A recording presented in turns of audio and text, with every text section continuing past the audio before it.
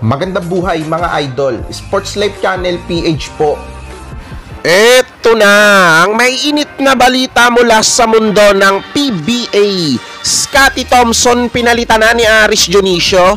Pero bago yan, huwag niyong kalimutang mag-like at mag-subscribe sa ating channel.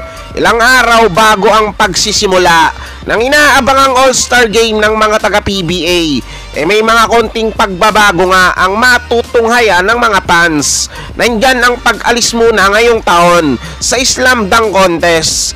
Ayon sa mga taga-PBA, malungkot man para sa kanila na tanggalin ng Slam Dunk Contest ngayong taon. Wala nga po silang magagawa, kundi palitan na lang yan ng 3-point contest para sa mga big man ng liga. Ayon sa ilang mga report, mukhang tinamaan daw ng mga injury ang mga kalahok sana sa Slam Dunk Contest. Kaya sa pambihirang pangyayari, wala mo ng Slam Dunk Contest ang PBA All-Star ngayong taon.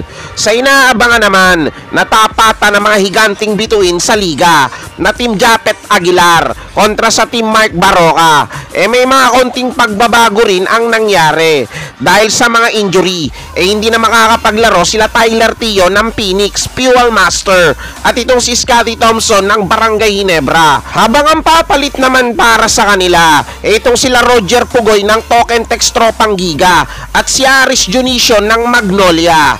O ayan, para sa mga fans ng Barangay Ginebra, lalong-lalo na sa mga tagahanga ni Scottie Thompson, hindi nga po natin makikita itong si Scottie para sa Team Japet Aguilar.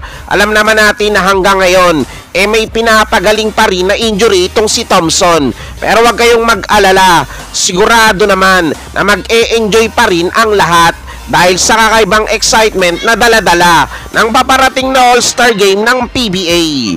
O ikaw, isa ka ba sa malulungkot dahil hindi makakalaro sa All-Star Game itong si Scottie Thompson? O i-comment nyo na yan sa ating comment section. Yan ang mabilis na balita natin ngayon. Kung nagustuhan nyo ang aking video, huwag nyo kalimutang mag-like at mag-subscribe. Hanggang sa susunod na sport news.